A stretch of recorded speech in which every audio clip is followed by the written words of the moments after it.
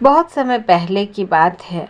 अरुणाचल प्रदेश के एक छोटे से गांव में यानाम नाम की एक बालिका थी।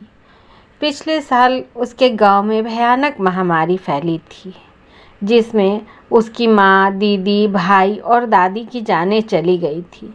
उससे पहले की महामारी ने उसके दादा दादी, चाचा चाची और उसके बच्चों को निगल लिया।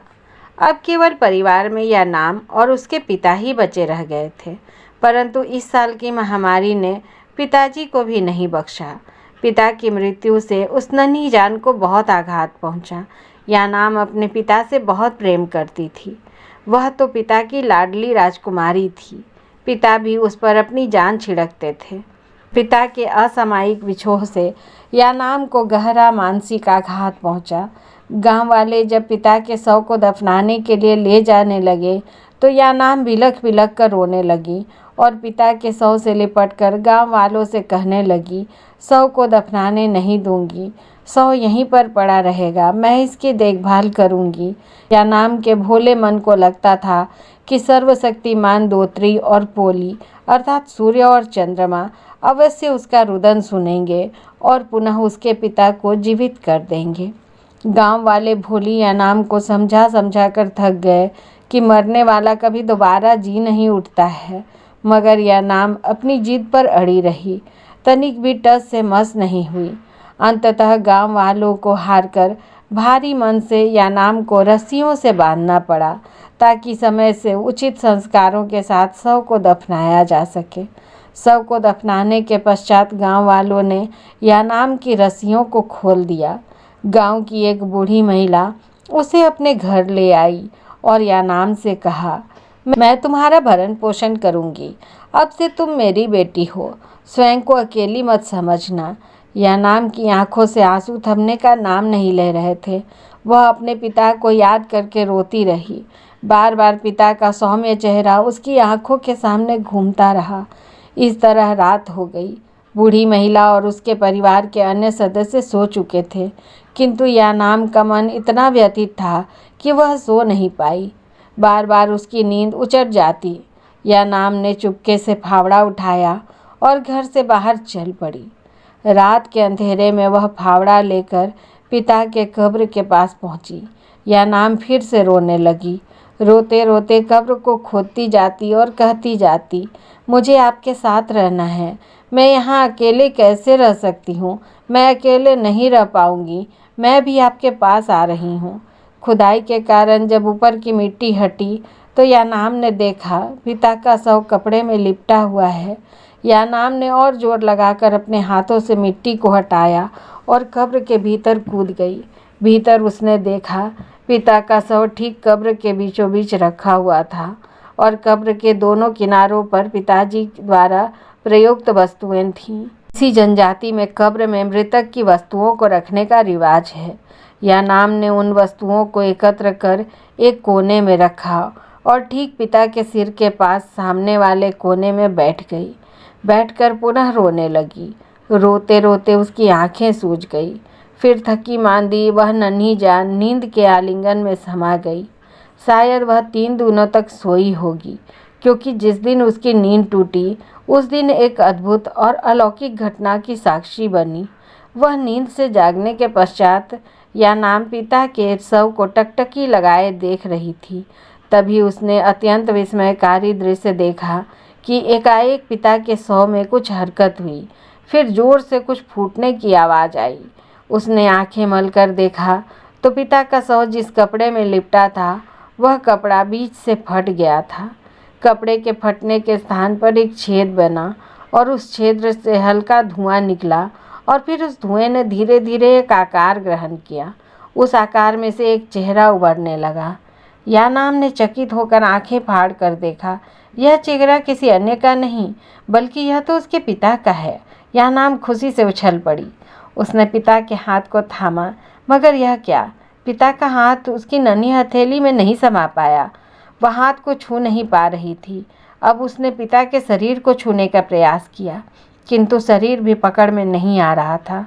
ऐसा लगता मानो हवा को पकड़ने का प्रयास कर रही हो। यानाम ने सोचा, कितना विचित्र है, मैं पिता को पकड़ भी नहीं पा रही हूँ और वे मेरी ओर देख भी नहीं रहे हैं।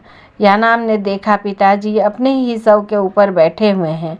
उन्होंने जोर से जम्हाई ली और हाथ को सिर पर रखकर विचारमग्न अवस्था में बैठे रहे। यानाम उनके सामने खड़ी हो गई, परंतु उन्होंने यानाम को देखा तक नहीं।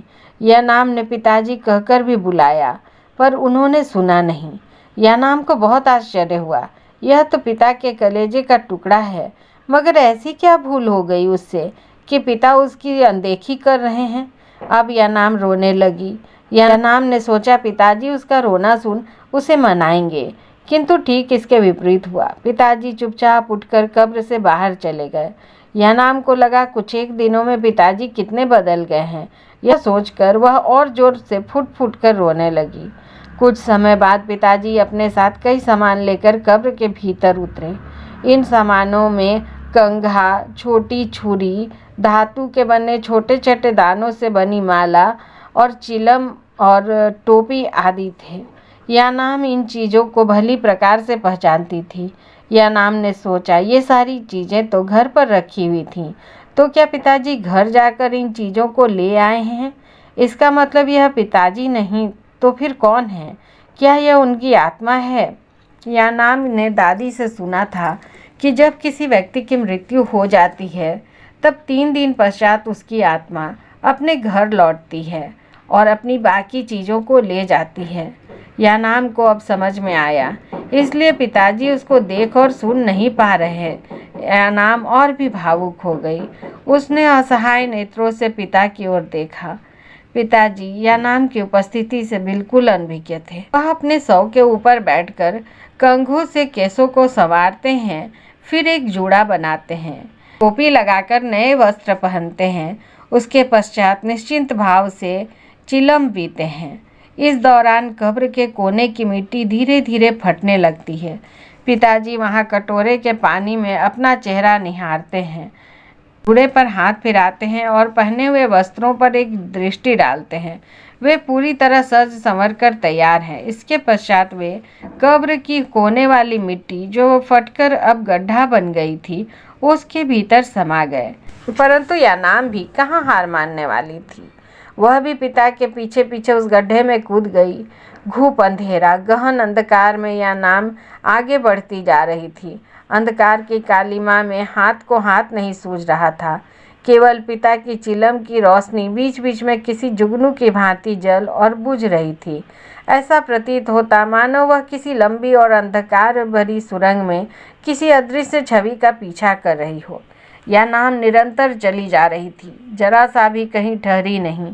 कारण उसे डर था कि अगर वह रुकी तो पिताजी उससे कोसों दूर निकल जाएंगे और वह पिताजी तक कभी नहीं पहुंच पाएगी। मालूम नहीं उसके कोमल पांव उस भीड़ अंधकार में कितने दिनों तक पिता का पीछा करते रहे। चलते चलते एकाएक तेज रोशनी हुई और यानाम की आंखें अपने आप मूंद गई। उसने आंखें खोली तो देखा पिताजी एक लकड़ी के बड़े गट्ठे के सामने खड़े हैं। पिताजी अपने कदमों को पीछे ले आए और फिर तेज दौड़ते हुए एक लंबी छलांग लगाकर लकड़ी के लट्ठे के उस पार पहुंच गए। यानाम ने भी पिता का अनुसरण किया, मगर लट्ठे से टकराकर धम से नीचे गिराई। यानाम रुआसी हो गई, कहीं पिताजी ओझल न हो जाएं। वह तेजी से लट्ठे पर चढ़ गई। लट्ठे पर चढ़कर नीचे कूदी और हाथों से धूल झाड़कर वह खड़ी हो गई। फिर उसने ऐसा दृश्य देखा कि उसका मुंह खुला का खुला रह गया। उसे अपनी आंखों पर विश्वास नहीं हुआ।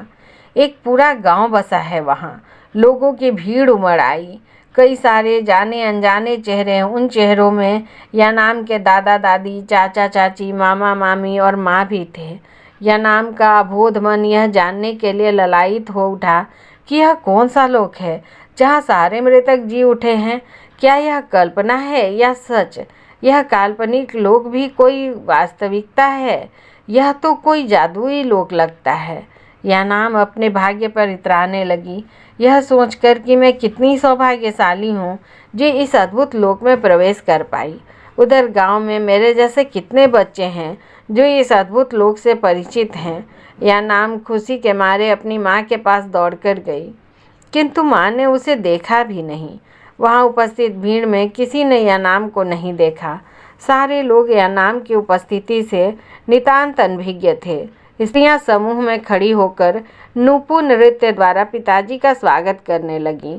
दादा ने आगे बढ़कर पिताजी को सीने से लगाते हुए कहा कि हमें तुम्हारी प्रतीक्षा थी।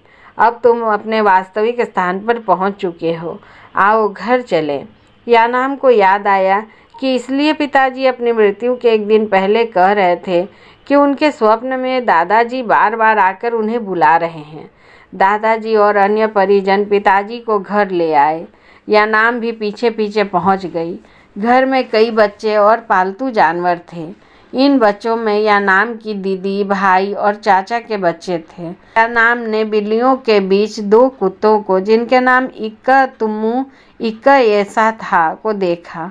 इन कुत्तों की मृत्यु पर रोते रोते उसकी यहाँ हिचकियाँ बन गई थी। दोनों कुत्तों के शव को यानाम ने अपनी नन्ही उंगलियों से मिट्टी खोदकर दफनाया था, पर वे दोनों जीवित हैं इस लोक में। दोनों कुत्ते यानाम को देखकर भौंकने लगे। चाचा ने चूल्हे के ठीक ऊपर वाली छत से लकड़ी उठाई और कुत्तों को बाहर खदेड़ते हुए कहा, लगता है कोई भूत देख लिया है। दादा ने चाचा से कहा, थोड़ा भात और मदिरा लेकर द्वार पर रख आओ, सबको अपना हिस्सा मिलना चाहिए। चढ़ावा देना मत भूलना, इससे अमंगलकारी शक्ति घर के भीतर अनाधिकार प्रवेश नहीं कर सकेगी। चाचा ने बरामदा में भात, मांस और मदिरा रखी। यानाम भी बरामदे में निकल आई। वह कई दिनों से भूखी और प्यासी थी, अतः भात और मांस को वह तुरंत निगल गई और मदिरा को एक ही सांस में गटगट पी गई। भूख प्यास के मिटते ही निद्रा की गोद में समा गई। यानाम वहीं बरामदे में ही सोती थी। प्रत्येक दिन सुबह और शाम को मांस, भात और मदिरा के रूप में उसको चढ़ावा मिल जाता था। घर के बड़े मुंह अंधेरे ही खेतों की ओर निकल जाते और सूर्यास्त से पहले लौट कर आते।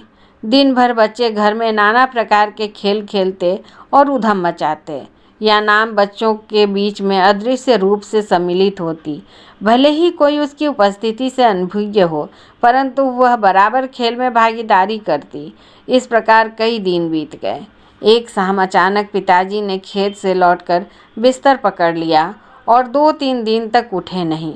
स्थिति की गंभीरता को देखकर दादी और दादा ने कहा, जीवा अर्थात पुजारी को बुलाकर उपचार कराना होगा। दादा ने भी देर नहीं की, तुरंत चाचा को भेजकर पुजारी को बुलवा लिया। पुजारी ने पिता के शरीर को छुआ और कहा, यह रोग तो गंभीर है। रोग के परीक्षण के लिए पुजारी ने अंडे और मुर्गी के चूजे मंगवाए। सबसे पहले पुजारी ने एक अंडे को बांस की हथेली के आकार की टोकरी में रखा और उस टोकरी से बंधी बांस की पतली रस्सी को हाथ में पकड़कर मंत्र जाप करने लगे। कुछ समय पश्चात अंडे वाली टोकरी थर-थर हिलने लगी। पुजारी ने उछलकर कहा, हाँ, रोग का कारण पता लग गया। सबने उत्सुकता भरे नेत्रों से उन्हें देखा।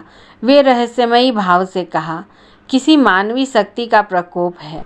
अब चूजे का कलेजा परीक्षण से यह ज्ञात होगा कि यह मनुष्य कौन है। उन्होंने मुर्गी का एक चूजा लिया और उसकी नन्ही गर्दन को काटकर उसे मार दिया। फिर छुरी से चूजे का सीना चीरकर कलेजा निकाल लिया और कलेजे को निर्मल जल से भरे पात्र में रखकर मंत्र का पाठ करने लगे। आंखें मूंदे मंत्र का पाठ करते रहे। फिर एकाएक उनकी आंखें चमक उठी। पुजारी ने दादाजी को संबोधित करते हुए कहा, एक मनुष्य लंबे समय से आपके बेटे का पीछा कर रही है। यह कहकर वे घर के भीतर एक परिक्रमा लगाकर बैठ गए। पुजारी ने कहा, अब मैं अपनी चमत्कारिक शक्ति से उस मनुष्य को यहाँ बुलाऊंगा। फिर कुछ मंत्र बोलकर द्वार की ओर फूंका। यानाम सम्मोहित होकर स्वयं ही उसके पास आकर खड़ी हो गई। पुजारी ने यानाम से उसकी पहचान पूछी।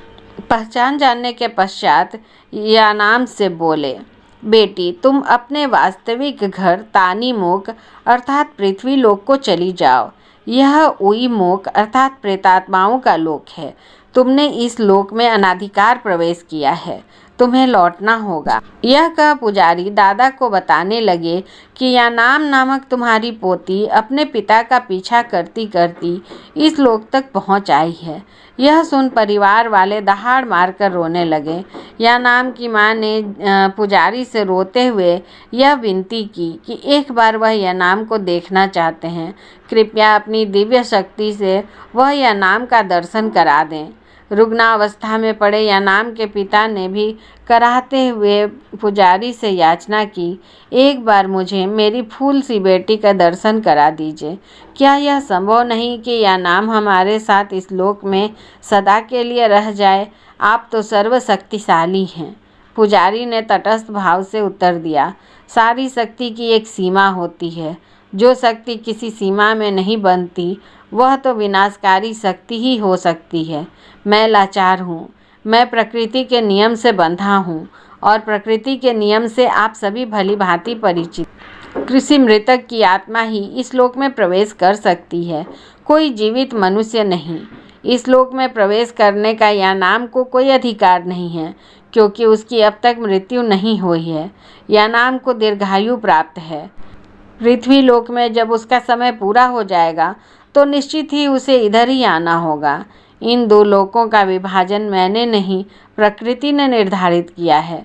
मनुष्य रूप में यानाम कभी हमारे बीच में सम्मिलित नहीं हो सकती और न हम प्रेत आत्मा उसके लोक में।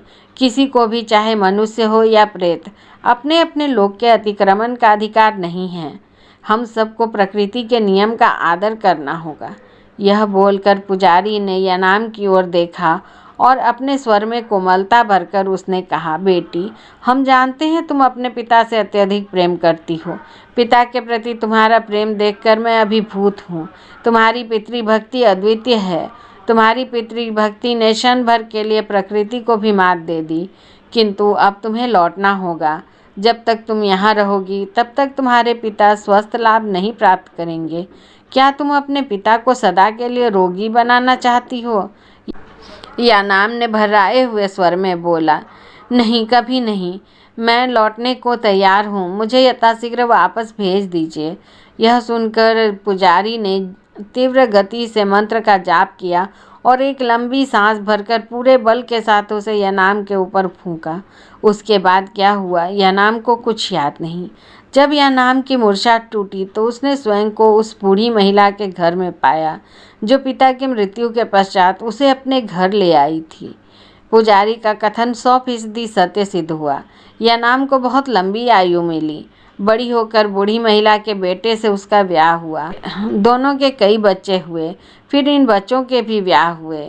यानाम ने तो अपने पड़पोते पड़पोतियों की भी शादियां करवाई और फिर एक दिन बिना किसी को कोई कष्ट दिए नींद में ही वह चल बसी। उधर प्रेत लोक में यानाम का हर्षोल्लास के बीच बड़े धूमधाम से स्वागत किया गया और अंततः अपने परिजनों को प्रेतात्माओं से उसका पुनर्मिलन हो गया।